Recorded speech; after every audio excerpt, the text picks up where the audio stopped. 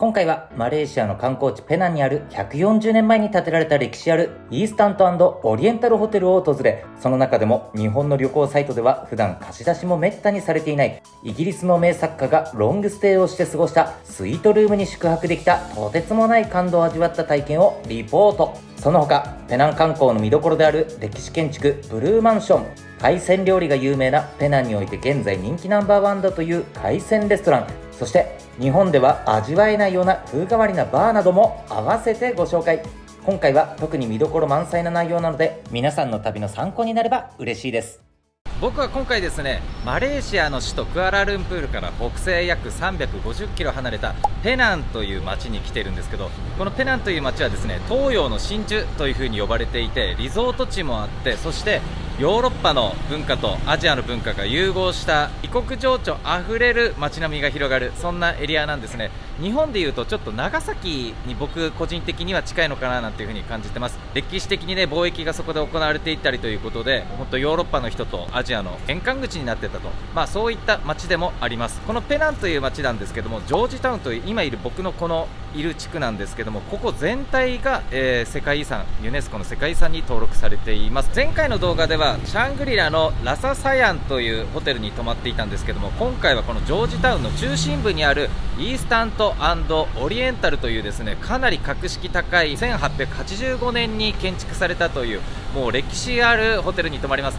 ジョージタウンの中でもここも見どころの一つとしてホテル自体が観光名所になっているような、そういうところになります。過去の偉人でいうとチャップリンであるとか、あと孫文とか、そういった方々も泊まったというすごいホテルみたいで、ホテル紹介だけでもね、見どころ満載らしいんですよ。なので今回の動画はちょっとそういったものと、あとは現地のグルメ、面白い情報、あと観光も一部したいと思うので、ぜひご覧ください。前回の動画でもペナンの様子を紹介しているので、気になるという方はぜひそちらも、穴場のレストランとかも紹介しているので、ぜひそちらもご覧いただけると嬉しいです。それじゃあランチの方、まずチェックインの前に行ってみたいと思います。こちら越南ファンティエンという中国語で、ベトナム語というか英語表記ですかね。これはビエットジャラントゥフードカフェと読むらしいです。ランチはですね、まずここで食べてみたいと思ってます。 Google マップの評価で 4.8 という高評価、そして中国のサイトでもかなり高評価で美味しいですよっていう風に言われてるベトナム料理になるので、ここで食べたいと思います。ではこちらのベトナム料理のレストラン入っていきたいと思います。オープン。部屋すごい、そんな広くはない。でもね、エアコンがあるんで結構涼しいです。ここが僕たちのテーブルになります。フォーも4種類ありますね。牛肉、鶏肉、あとは辛いスープのフォーが選べるみたいです。その他ですね、こういう肉料理とかナシゴレンに近いような食べ物なんかもあったりします。あとはサイドメニューでこういうエビの、エビチリみたいなものとか、貝を使った料理であるとか、春巻きですね。ベトナムといったらコーヒー有名なので、ベトナムコーヒー、僕はこっちのブラックの結構濃いはずなんですけど、ベトナムのコーヒーの味って、これを飲んでみたいと思います。こちらのお店なんですけれども、聞こえてくる言葉が多分マレー語とかベトナム語、多分中国語ではないので、おそらく現地の方々が中心に来るようなお店なんだと思います。このお店以外にもベトナム料理でミシュランガイドに紹介されてる美味しいですよっていうベトナム料理があるらしいんですけど、そこは選びませんでした。でこっちの方が、評価も実は高かったということで、ミシュランよりもしかしたら美味しいんじゃないかなっていうのでこっちに来てます。選んだ理由のもう一つが、ここエアコンがちゃんとあるんですよ。もう一個の方はなんか露天形式でエアコンがないっていう風に口コミでは聞いてるので、そこだと、せっかくね料理美味しくても暑くてちょっと大変かなと思ったんで、かなりペナンって暑い街なんで、なので僕たちは今回こちらの店の方を選んでいます。豆板醤みたいな、こういうソースですねだったりとか、あとこれ多分醤油だと思います。お酢か醤油どちらかだと思うんですけど、黒酢か醤油か、これなんか多分辛いケチャップかソースだと思いますね。で、今こちらは空になっているので唐辛子を足してもらいたいと思ってます。でオイスターソースかな、これは。でその他にこのようにお皿などは、こういったケースの中に箸なんかも入っているので、衛生面も比較的安全なのかななんて感じます。こちらが僕が頼んだチキンフォーになります。美味しそうですね。でこちらトッピングでトッピングというかもともとついてるんですけど、これをお好みで薬味を入れるみたいですね。で僕は辛いの大好きなので、これ唐辛子をそのまま入れていきます。スープを飲みたいと思います。うまい。スープうまい。スープうまい。これからさ、フォー大好きでいっぱい食べるんですけど、普段から。このスープはかなり美味しいスープですね。入れてみる。雑味がなくてすごい美味しい。あとフォーの方も食べてみる。美味しいぞこれ。めちゃくちゃ美味しいこれ。これは美味しいわ。ベトナムフォーの中でも結構レベル高いですよ。相当美味しいです。美味しい。本当美味しいこれ。今フォー食べ終わったんですけど、めちゃくちゃうまかったです。もしかしたら僕過去一ねフォーで美味しいと思ってますね。相当うまいです。激烈おすすめ。ただ見てください、もう汗唐辛子いっぱい入れたんでクーラー効いててもね全然暑いです。ということでこのベトナムコーヒー来たんで、こっちも味わってみたいと思います。ブラックコーヒーって言ったのになんかこれ砂糖入っちゃってるな。甘苦い。甘くなかったらよかったのに。ちょっと甘いの残念だな。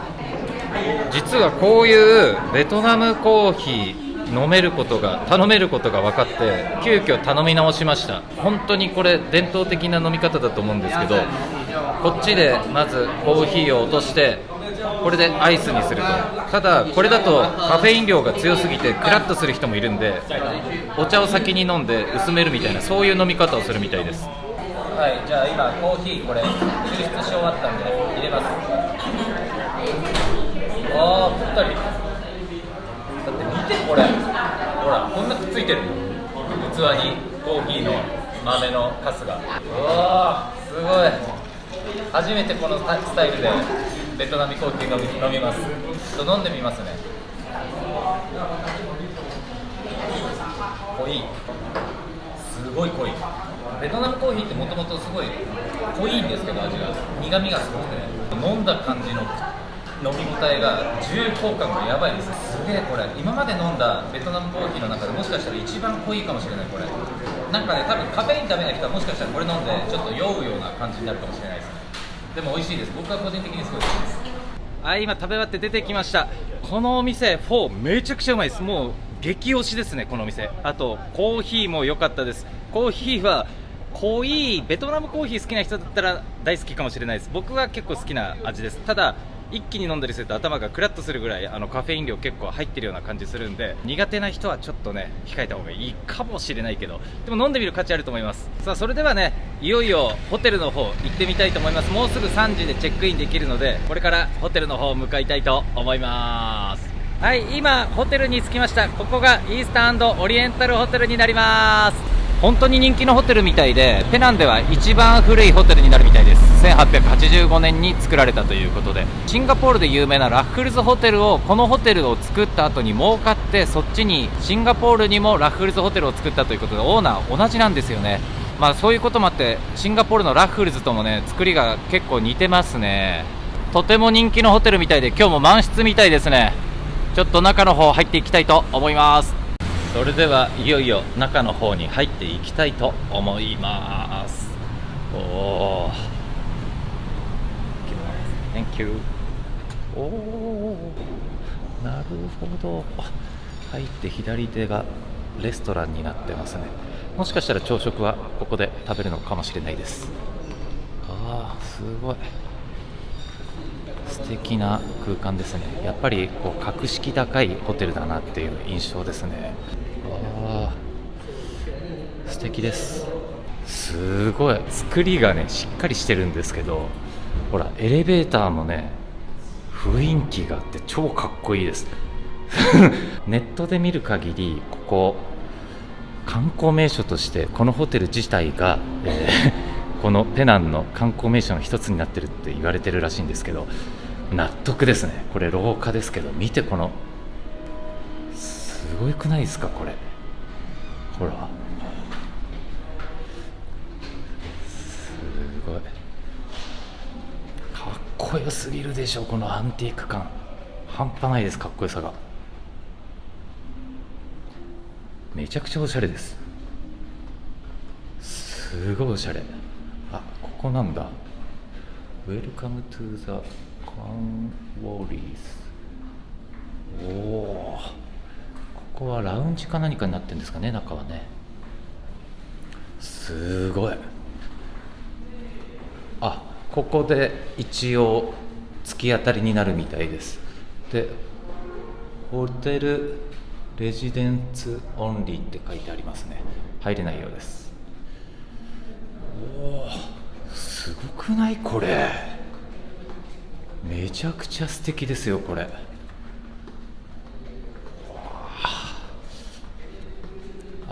デザイナーズホテルとかでこういうインテリアにしてるところとか、こういう内装のところってあるかもしれないですけれども、だけどこの格式があるこの歴史ある建物の雰囲気の中でこういうデザインしてるってなかなかないので、これは素敵ですね。階段がここにはありますけど、階段もね登ってってみましょうか。この階段もね結構年季が入ってるというか、いい木材ですよねこれね。おお、あ、すごい、海が見えます。おお、海沿いにあってね、ベランダからも綺麗に見える部屋がある、海が見える部屋があるっていう風に聞いてるんですけど、ここからもね外の様子が見えますね。そして階段、あ、ここはずっと階段このように登っていけるような状況になってますね。こちらが1階レストランの様子なんですけれども、その奥の廊下もねすごいおしゃれな雰囲気です。長い廊下がありまして、その横にはこのような観葉植物がね、置かれていると。すごいです。ここがちなみに先ほど入ってきた、車寄せの玄関口になるんですけれども、素敵ですね。ここにもエレベーターがありますね。いやー、すごい素晴らしいホテルだとは聞いていましたけれども、本当に素敵ですね。あ、これはおそらく今まで泊まったことがある、宿泊したことがある著名人とかの写真じゃないですかね。あ、そうだ、これチャップリン、ほらチャップリンがいる。ああ、孫文とかもいるらしいんですよこの中に。どっかいるかな。あ、孫文いた。ほら、歴代のねすごい有名人著名人たちも泊まったことがあるというホテルみたいです。うわー、広いわ、広い。あ、ここトイレがあって、こっちはまだまだ続くんですね。こちらホテルの廊下を進んでいくとですね、一面この辺はガラス張りになってて外の景色が見えるんですけど、海が見えましたか。すごい素敵でしたよね。はい、こちらがちなみに手前側新館になります。ここが中庭で、僕らが泊まってるこちらの方がクラシカルなタイプになります。で、新館がこちらです。で、ほら庭の外の風景はもう最高じゃないですか。見晴らしが、ここね今ちょっとメンテナンス中ということで、ほら進めないようになっちゃってるんですけど、あそこの桟橋の先まで行くことが本来はできそうですね。今日は行けないような状況になっちゃってるんで、向こうに行くことはできないんですけど、続いてこちらも見ていきましょう。廊下がね本当に素敵な雰囲気です。白を基調にしてね、クラシカルな本当作りになってるんですけど、で今これ見えないですけど、中がこれ朝食が食べられるブッフェになってるみたいです。反射しちゃってちょっと見にくいですけど、中はここで明日の朝食はブッフェスタイルのものを多国籍の料理みたいで食べれるみたいです。外にもテラスがあってね、海が見えるんでね最高に素敵ですね。今日は晴れてるんでかなり景色も綺麗です。で、遠くの海もね、奥の方に行くと沖に近くなってくると結構ブルーな海が広がってますね。綺麗です。廊下がね長くてね、ここはねシンガポールのラフルズホテルにも雰囲気がやっぱり同じオーナーが作ったということで似てるんですけれども、でも個人的にはここシンガポールのラッフルズより素敵だと思いますね。こっちの方が早くできて、ここでオーナーが儲かってホテル事業がうまくいって、それでラッフルズ作ったと、そういう風に聞いています。すごい素敵。こちらが新館のロビーになります。おー、すごい。新館のロビーの雰囲気です。新館はこのような作りになっていますね。やっぱ新館の方が新しい雰囲気がね、新しいです。こちらには大砲があります。おそらくですけれども、イギリスに植民地に支配された時代があったんですけれども、その時に抵抗したマレー軍が抵抗した際のその大砲じゃないでしょうか。おそらくそういったものだと思います。そしてそのすぐこちら側、素敵なテラスがあります。これもめちゃくちゃおしゃれですね。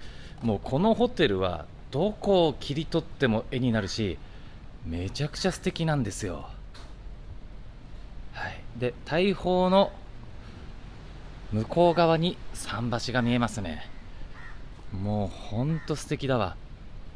ここに船がついて宿泊客が以前は来ていたんでしょうね。で、この通りを歩いてホテルにチェックインしたんでしょうね。ほら、トイレの作りがこんな風になってます。なんかトイレもね、トイレなのにおしゃれみたいな雰囲気が漂ってますね。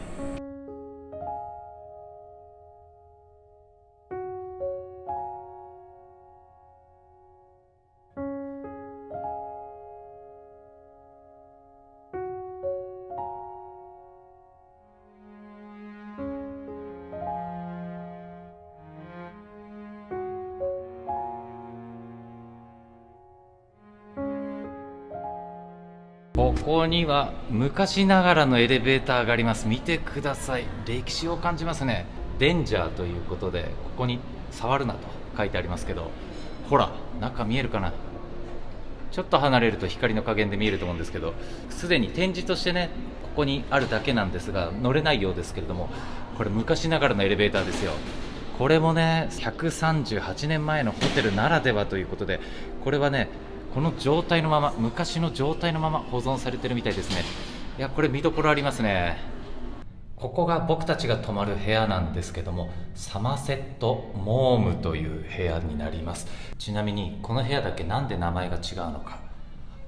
ほら、他の部屋はこうやって番号でね、部屋の名前128とか127ってついてるんですけど、この部屋だけこういった名前のついた部屋になっています。これ実はイギリスの作家の名前なんですけど、それがなぜ部屋の名前になってるかというのは後ほど分かることになります。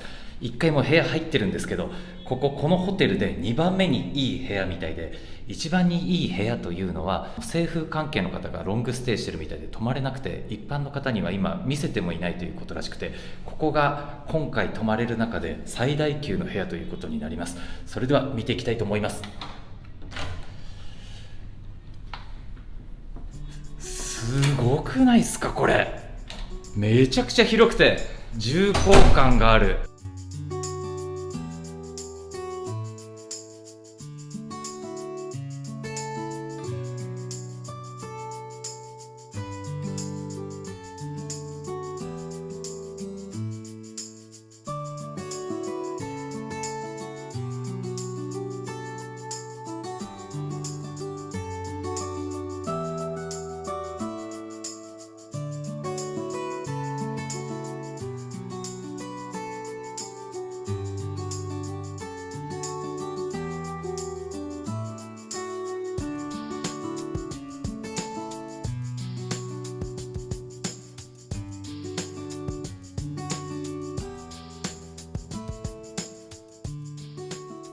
こちらですね、W サマセットモームというイギリスの作家が泊まったこともある部屋ということで、なんか歴史を感じますね。ここね、置かれてる家具とかもアンティークのもので、100年以上前のね、歴史をこの家具からも感じ取ることができますね。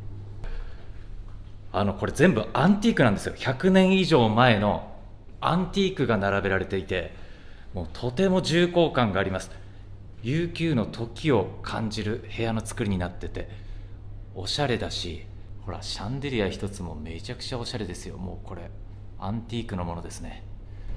でもね、うん、このシャンデリアって言うんですけど、はい、実は部屋の中を見てみたら、うん、本当のヴィンテージの、うん、これと、うん、そこのとこの2つだけ、中の部屋のはもうヴィンテージではない、新しくなっているものなんですよ。なるほど、本当だ。こっちとこっち。ああ、これもそうだね。うわー、おしゃれ。とこれ。はい。それ以外は、はい、全部新しいものに変えてます。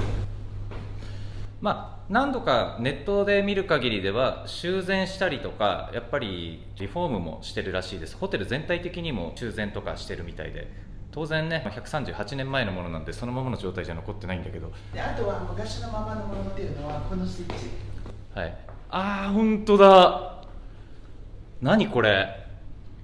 これは昔のスイッチなんですよ。これ何のスイッチ。電気のスイッチね。電気のスイッチなんですけど、うん、ただ電気が変えてるんですよ。ああ、電球とかね。そりゃそうだよね。明るいもんだって電球が。おお。いや昔も電気なんですよ。うん。でもこれとちょっと違うんだよね。ああ、すごいね。クラシカルな部屋です。こんなクラシカルな部屋、ホテルの部屋はね、ちょっと個人的にもしかしたら泊まったこと俺はないかもしれないな。ユッキーはあるかもだけど。はいはいはいはいはい。ね、こういうのもうこういうチーク材で作られたね。そう、しかもこういう南洋風の彫刻、はい、南洋風のね、うん、こういうのは昔上海でも流行ってた。これと同じこういうなんていうの、タカがそういう彫刻の家具うちにもあった。これもヨウムのベッドなんですよ。チーク材。これはヨウムのベッドなんですよ。ああ、だからもう本当にこれはシラン木でできてる。これシラン木でできてる。これはシラン木なんです。でもただこのシラン木は若干安いシラン木、本物かどうか定めではない。素晴らしいね。このソファももしかしたら新しくしてるやつ。それでもまあそこそこ年季入ってるけどね。いや、これは年季入ってる。これ。ああ、本当だ。これは昔の地区が必ずこういうところ峡谷はあるんですよ。こういうのは。はいはい、これは昔のやつ。これは100年以上経ってるね。ああ、さすがユッキー。昔は、こういう地区台の隣に、ここはシランキのテーブルとか置くんですよ。しかも1個だけじゃなくて、高いのとちっちゃいのとこういうふうにパタパタいくつか出てきて、物食べるときほらこうやって長く出るような。でもこれは違う。これ新しいもの。なるほど。これも同じように合ってるように見て蓄台でしょ。風に作ってるけど、これ蓄台ではない。これは新しいやつ。あ、本当だ。これは昔のものじゃないです。違う素材です。足とか見ればわかるんですよ。素材も違うし。このソファーセットだけは昔のもの。テーブルは違うんだね。はい、なるほど。これも違う。でもこれは昔のものなんですよ。これは昔のもの。これは上は多分張り替えとかを何回かしてるんですけど、これは一応昔の蓄台のものなんですよ。はいはいはい。ユッキーがなんかクラシカルなものを見てすごいテンション上がってるね。なんかね、私のちっちゃい時の家のものと一緒なんで。この人ね、実はまあまあお嬢さんなんです。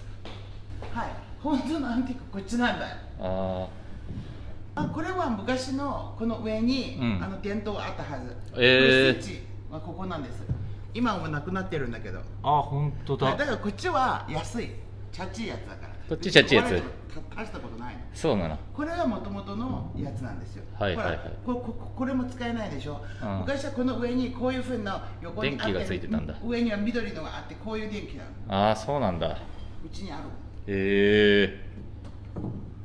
見てください、こちらのランプ。1885という文字が見えると思いますが、これ創業、このホテルができた当時から使われているものだと思います。昔、先ほどの1885年のあちらの、ランプの中にもともとはこれが入ってたとユッキー曰く。そう、名誉なんですよ。オイル。オイルでね、電気じゃないんだよね。なるほど、よく気づいたね。こちらに並べられてる絵なんですけど、見てください。この絵が多分一番、この写真ですね、この写真が一番古くて、当時はね一番最初の頃はおそらくこういうホテルの形をしていたんだと思うんですよ。それが次第にこういうホテルの形になって、だんだんこう増築されていったり修繕されてながら形を変えていったと、そういう写真だと思います。でこれは当時乗られてた船でしょうね。こういう船に乗って、ほら港に来た旅行客ですね、これは。で乗ってきた船がおそらくこういう船に乗ってきたんだと思うんですよ。かなり大きな船に乗ってこのホテルへ、もしくはこのペナンという島へやってきたんでしょうね。当時の面影がこういったところからも感じられます。で見てください、これほら。でこの桟橋なんですけれども、あちら、この窓から見えるあちらの桟橋で来たということで、あの桟橋ですね、あの桟橋に来てたんだと思うんですよ。もうすごい歴史を感じますね。でこの写真からも伝わる通り、当時の雰囲気を感じながらこの部屋に泊まってみると、もう全然ね感じ方が違います。ああ、こういう時の流れを経て、きっといろんな人たちがね海外から船に乗ってねやってきて、あの桟橋で船を出迎えて、多くのお客さんたちがこちらのね下の通りを歩きながらホテルに入ってきたんだと思うんですよ。いや、このホテルめちゃくちゃ好きです。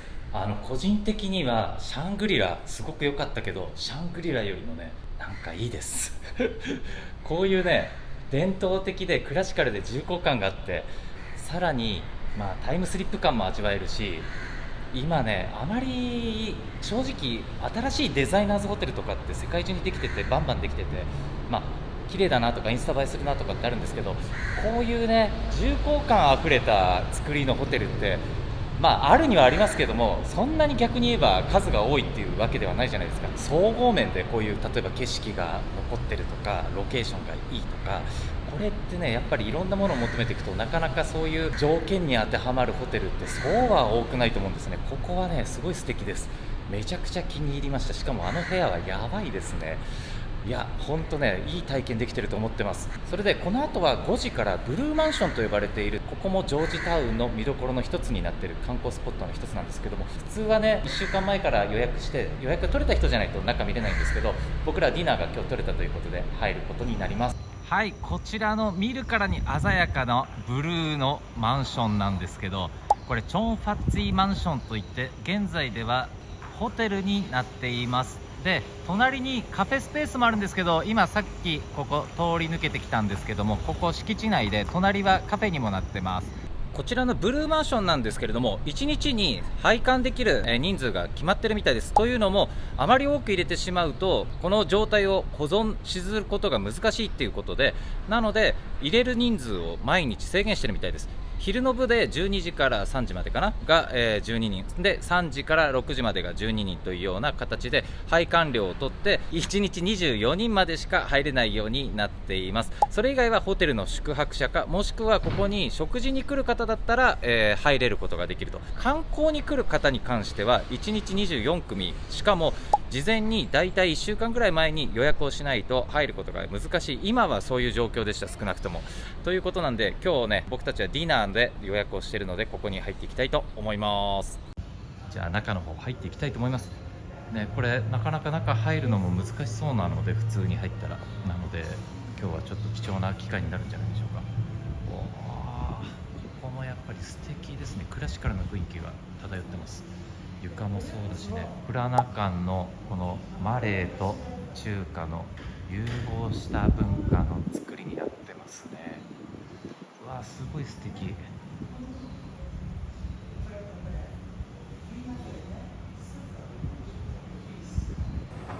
こちらが中庭の雰囲気です。おー、2階建てになってますが、天井が高いからね、2階建てといっても相当高いですね。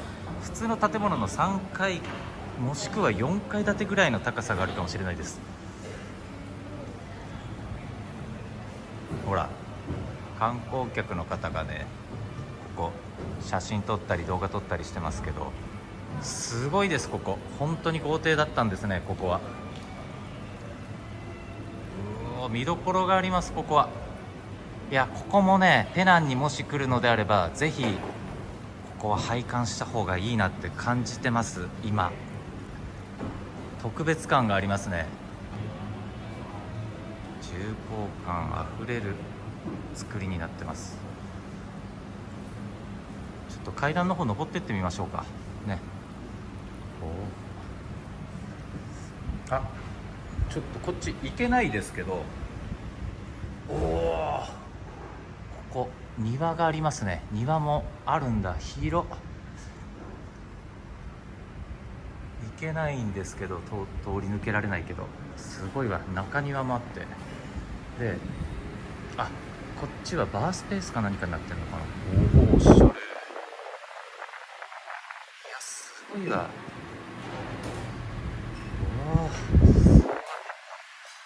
ここはバースペースだな、完全に。素晴らしいね、ここ。じゃあ2階の方ちょっと階段上がってってみたいと思います。階段を上りながら中庭を見下ろしてみましょう。この辺なんかはね、少しちょっとカーブになってるので階段が一部狭くなってて危ないスペースがあるので、足元は注意しながら登った方がいいと思うんですけど、いやー素敵。いやーほんと素晴らしいわ。なんかこれは圧巻ですね。まあこういったものは当然近年になってね、こうやって写真として飾られてるんでしょうけども、このベースのデザイン、これやばくないですか。ユッキーどうよ、これ大富豪が住んでたっていう。これは本当に大富豪なんですよ。なぜかというと、一般的に金持ちの家の中で、遊牧、要するに地育材ね、で階段を作るのもすごいんですけど、ここの階段は全部手段機でできてる。ああ、格式でわかります。さすがですね、博識なユッキー。さっきいたのがちなみにあちらですね。これが下の階層になるんですけど、高いでしょ、ほら。多分ね 4,5 メーターあるんじゃないかな。これ2階ですけど 4,5 メートルあるんですよ、これ高さが。だからさっきのは門神であって、ここは天神なんですよね、はい、この天神、ほら中にここは水を貯蓄するところ、貯蓄というか雨水が溜められるね、雨水溜められる場所なんだ。昨日と同じのこれの合側なんですよ。ああ、ここがね、これが天神なんです。はいはいはい、ここで雨を受け止めて下で受け止めるんだ。はい、だから金持ちの家は要するにその水も必要だから、だからそういう天神で、でも雨を降ると水浸しになっちゃうじゃないですか、だから中には雨をためる壺っていうか亀があってね。そうあるんですよ。中国でさ、葡萄酒とかで張裕葡萄酒で中国で一番有名じゃないですか。本醸ね、葡萄酒、ワインね。これはここの人の7番目の奥さんのために作った屋敷っていう話なんです。ここ？はい、そうなんです。あ、そうなんだ。奥さんの名前は多分チェンジンルかなんかちょっと忘れたんですけど、っていう人に作った家の持ち主っていうのは張さんなんですよね。この張さんが一番好き、一番気にかけてるのは7番目のその奥さん、チェンなんとかチェンジンルかな、多分そういった名前のために作った屋敷がここなんです。すげえな、そのために作った屋敷がこれなんだ。そうです。で彼女は、その張さんが死んだ時に遺言状があって、遺言状の中で子供とかいろんなのあるんですけど、昔から女性はそんなに大事にしてないっていうのがあるじゃない、男女期っていうのがあって、この7番目の奥さんだけ遺言状の中にこういうの相続がね、相続で名前を書いた。愛されてたんだね、張さんに。素晴らしいです。すごいわ、ここで。ここがね、一部博物館のようになってて、いろいろな展示がされてます。これも多分このブルーマンション、マーちゃんですよ。マーちゃんね、本当だ、マーちゃんだ。これもいろいろこのブルーマンションにまつわるいろいろなものが展示されてるんだと思います。そろばんとかね、懐かしいな。タイプライター。そう、いや昔のワープロ。ワープロだよね。そう。タイプライターがあります。ロイヤルっていうブランドがね、昔有名だったんだよ。ロイヤル。うちにもあっためっちゃ重いんだよ。あ、これなんかはピアノだね。ピアノっていうかオルガンね、ちっちゃい。うちのおじいちゃん昔毎日これを使って、あー、これほら見て、中国映画とかでよく見るようなベッドなんですけどこのベッドは多分偽物だと思います。偽物ですか？ちっちゃいもんね、ちょっとね。ちっちゃいじゃなくて、これ多分偽物。偽物なんだ、展示用な。なぜかというと、この木が悪い。そうなんだ。これだったらもうちょっと下の。これ多分偽物だと思います。これね、昔が金持ちの家がそういうなんていうの、シーチュバンツを家の中で呼ぶんですよ。はいはい。例えば奥さんが楽団をね呼んで、そう、はい。だから多分そういう時に使っているものとかだと。ああ、何？昔のお金持ちっていうのは楽団の人が自分で持ってくるんじゃなくて、家にお金持ちが持ってるもので弾いてもらったの、演奏は。楽団で持ってくるのもあるし、そしたら面白半分で自分たちでね、買ったりとかする。家の人がね。なるほどね。あ、本当だ、2個だこれ。一応ヘビ皮でできてるけどね。あ、本当だ、ここがね2個ってヘビ革でできてるんですよ。まあ偽物のやつも最近はよく売ってるんですけど、これはねちゃんとしたやつはヘビ革でできてるんですね、2個は。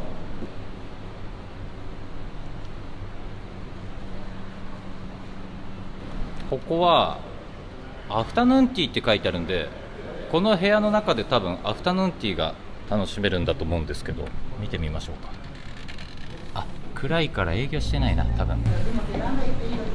あ、そうなんだ。ここ営業してないですけど、こういう雰囲気になってますね。テーブルがいくつか並べられていて、ここも天井高い。おお、見て。おお、ここはアフタヌーンティーです。今は休憩中なんでしょうね。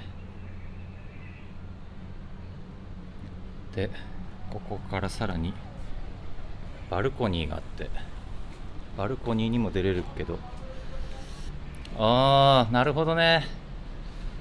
いや、ここも素晴らしいね。ここは私たち先に入ってきた玄関のドア。あちらが玄関の我々が入ってきたドアです。だから入り口。予約書を見せたのここなの。予約はなかったら中に入れない。入れないもんね。だからチケットはもうなかったから、私は無理やりレストランを取らなかったのもそこで止められて、入れてくれないってね。今日はたまたま配管料を払うっていう、その一般の参観では入れなかったんですけど、ディナーを予約したため中入れてます。これすごいですよ。おお、本当だ。これは何？仏教のものに近いけど、仏教ともなんか違う気がするね。じゃあこれ仏教とかじゃなくて、ただの金持ちの家の飾りなんですよ。あ、飾りなんだ。はい、だから昨日のニャンのニョニャンね、こういうのあったじゃないですか。はいはい。これの手を凝った版がこういう感じなんですよ。金持ちほどこういうの凝るようになるんですよ。なるほど。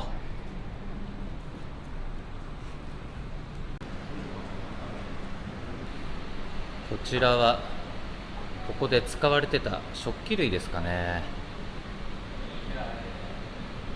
このような展示がされています。お皿だとかね。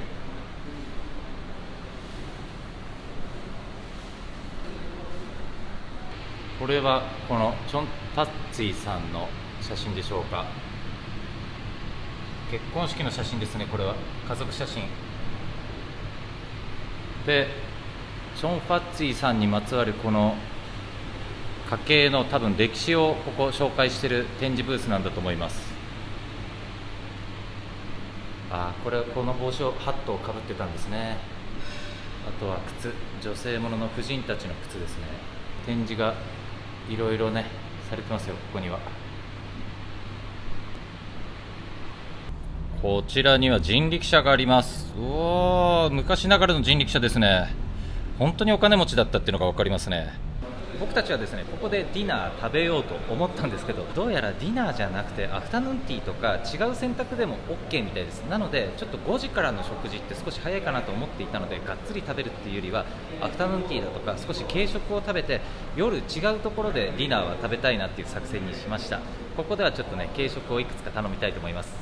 こちらがメニューになるんですけど、138リンギットでこのコース頼めるみたいです。サンプリグリーンのビーフも。はい、料理が来ました。こちらはフィッシュ&チップスでソース美味しいところで、こちらパスタでポテト、あとはハンバーガーといった感じでね、洋風の料理になってます。味の方どうなんでしょうかね。ユッキーがポテトはまあ普通か。でもうまい。あ、ポテトうまいんだ。何このミスマッチ感。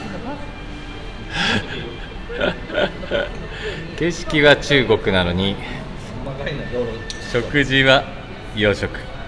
デザートのアイスみたいです。おすすめのアイスっていうんで何味かわかんないんだけど、あとこっちはケーキ。じゃあ何味っていうよりこれ何なんや。アールグレーケーキね。これ紅茶のケーキ。どう？これすごいないけどうまくもない。うまくもない。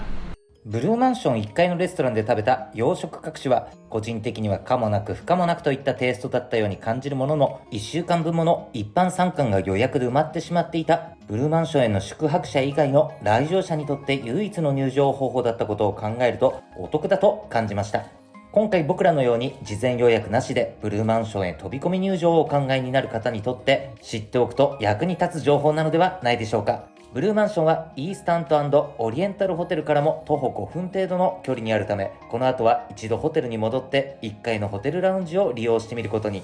夕方のラウンジではパンやナッツ類、サラダやフルーツなどの軽食のほか、ソフトドリンクやアルコール各種のサービスを受けられます。個人的にはビールを1杯だけいただきました。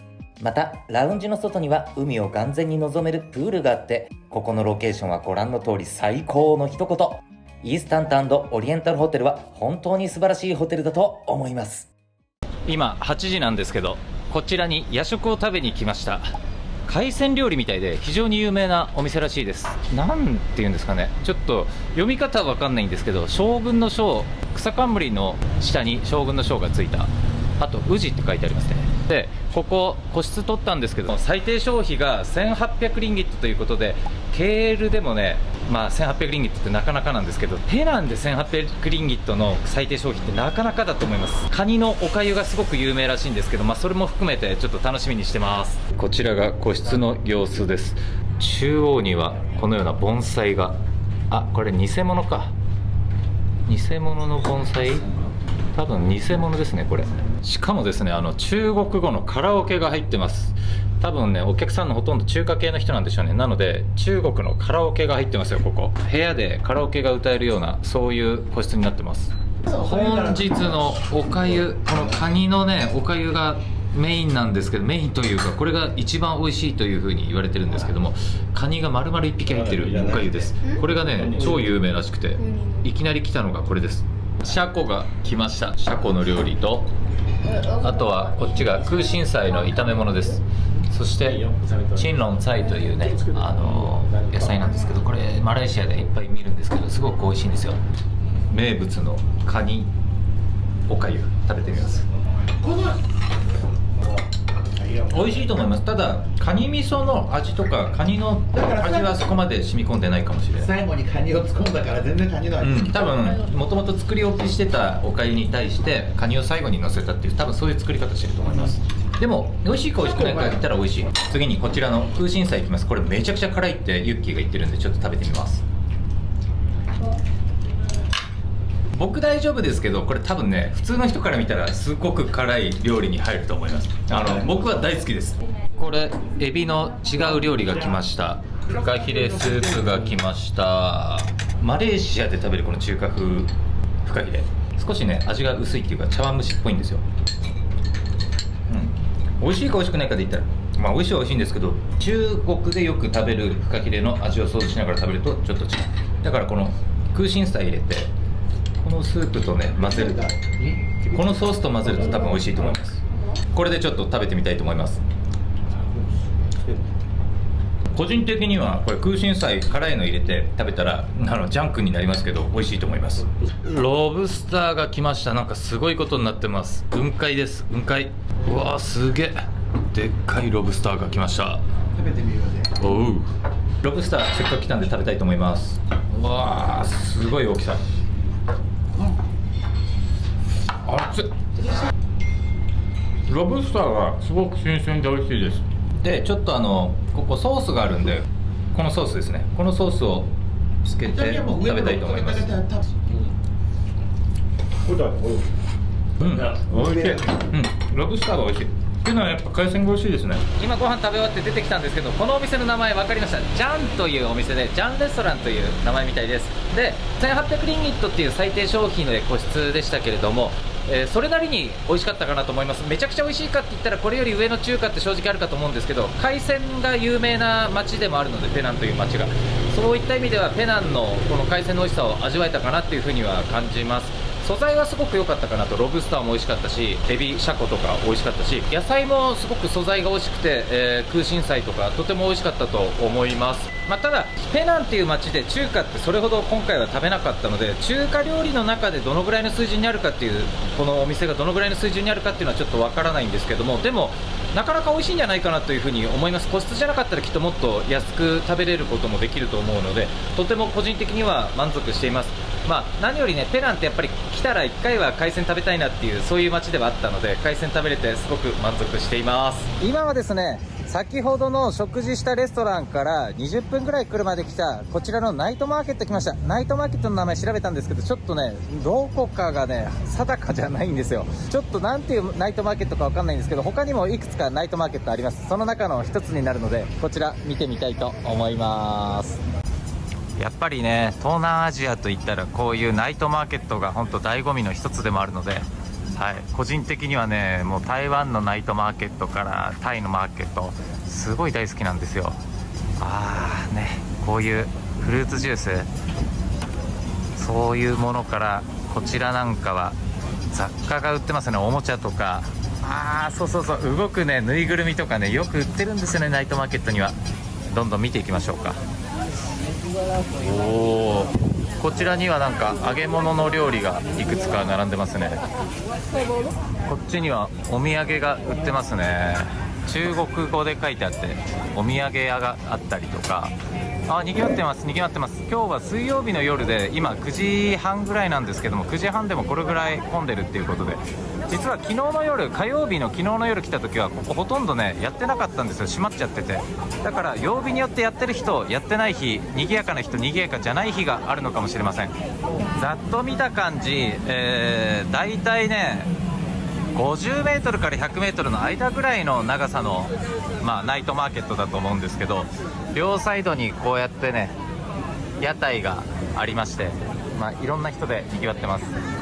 こっちにはね、ほら、串に刺された海鮮かな、海鮮とか野菜類とかが売ってますね。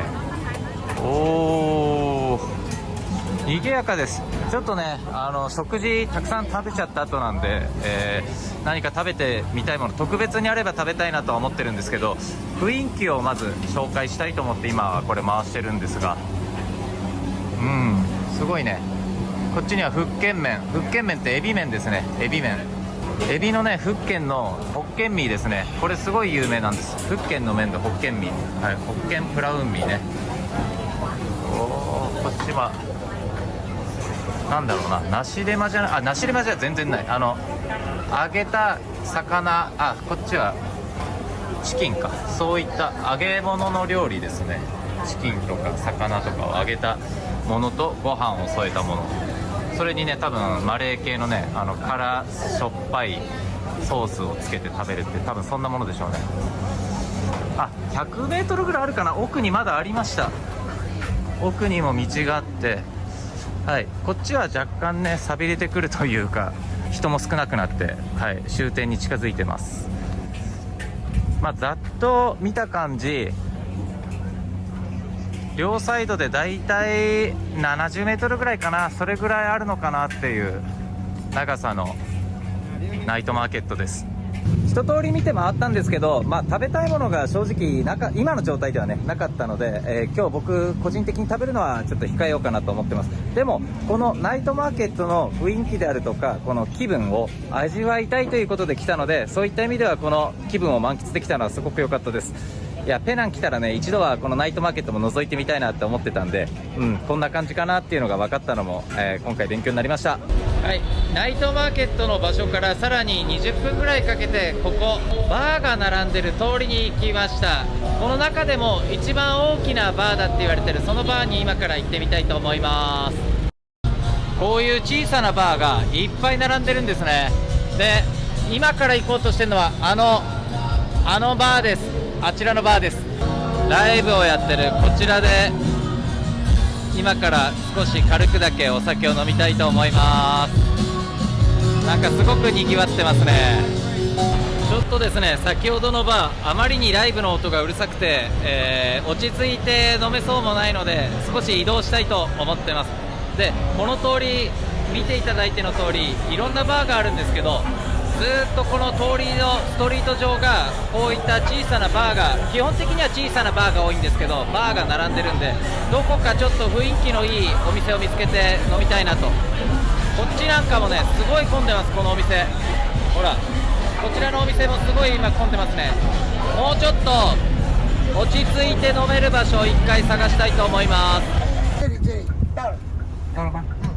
さっきのストリート全体的になんだろうなうるさかったんで場所を車で今移動して変えました。でユッキーがネットで探したかなり面白そうなバーがあるというので中の方見てみたいと思います。それがこちらのバーになります。おーすごいライブやってる。ここもうるさいっちゃうるさいな。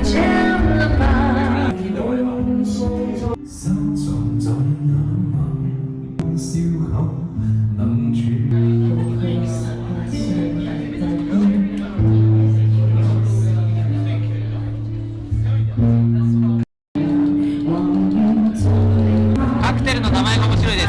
特に日本の方に分けるのがこの水拳ですかね。水拳という名前のカクテルがあります。この店もですねライブやってるんで少しうるさくはあるんですけど、でも純粋なくこの店傾斜にカノちゃんといって天下第一旅館というような日本語が意味になります。昔の中国の旅館ってこんな感じだったらしいんですよ。なのでそういった雰囲気を楽しみながら感じながら飲むと、楽しめるそんなバーになってるんじゃないでしょうか。こちら水拳になります。水拳氷の上に乗ってますね。お酒がこれが水拳です。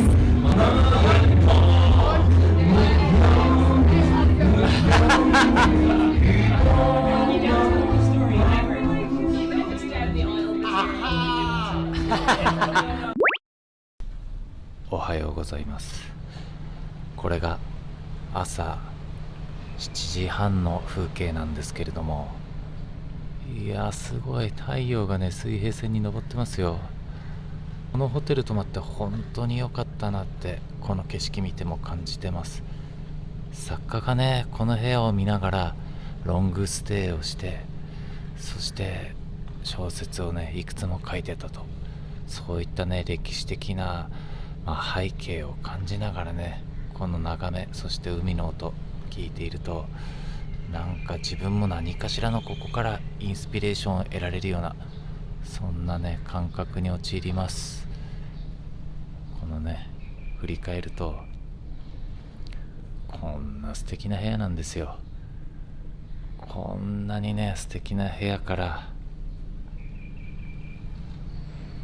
もう本当に窓を覗けばこんなに素敵なね風景が広がってて、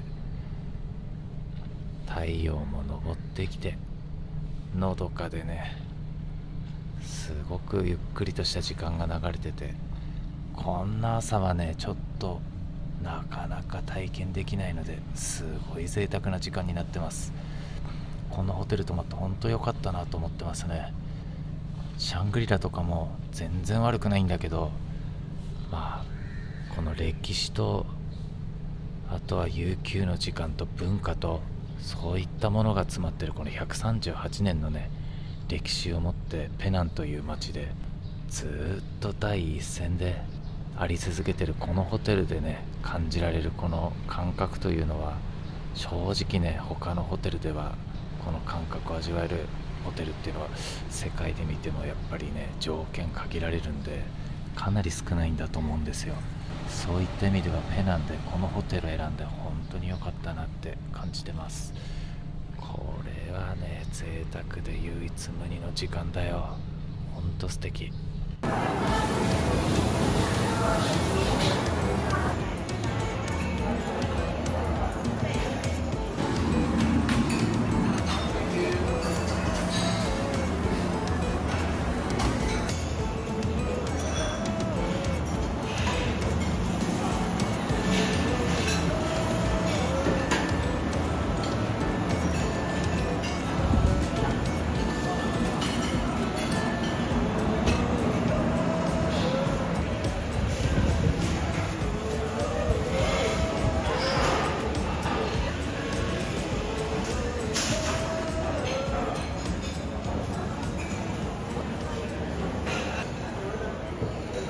実はですね、僕たちの泊まってる宿泊部屋なんですけども、ブレックファストだけです3つのレストランが使えるということで、先ほどのブッフェのところでは僕はフルーツしか頼みませんでした。で、今2個目のこちらのレストランは、ホテルのエントランス入ってすぐ脇にあるレストランなんですけども、そこで今食べます。ここはね、ちょっと注文したのがホワイトオムレツを頼みました。コーヒーです。クロワッサンがダメ。クロワッサンドーナツはうまい。イギリスだからね。ホワイトオムレツが来ました。これ実はね、お皿触ってびっくりしたんですけど、お皿ねだいぶ温められててあったかいんですよ、ね。ユッキーのはナシレマ。うわ美味しそう。どうナシレマ。ご飯がうまい。ご飯がうまい。すごい。うん、ちゃんと炊いてるご飯。はい、2軒目のこちらのレストラン今食べ終わったんですけど、感想を言うと、ここは僕マレーシアで食べたケール含めてですけど、洋食の朝食の中で間違いなく一番うまいです。素材も美味しいし、味付けも美味しいし、とても美味しいと感じたレストランでした。さっきブッフェではユッキーがちょっとだけね、焼きビーフン頼んだんですけど、それもね一口だけつまませてもらったんですけど、それもとても美味しかったです。で、3軒目も行きたいんだけど、ちょっと今お腹いっぱいなので、ちょっと作戦としてはそこのレストランは11時半までやってるということなので、一度この後ジムに行って汗を流して少しだけでもお腹減らして、それでその3軒目のレストラン今日ランチ代わりに食べたいなと思います。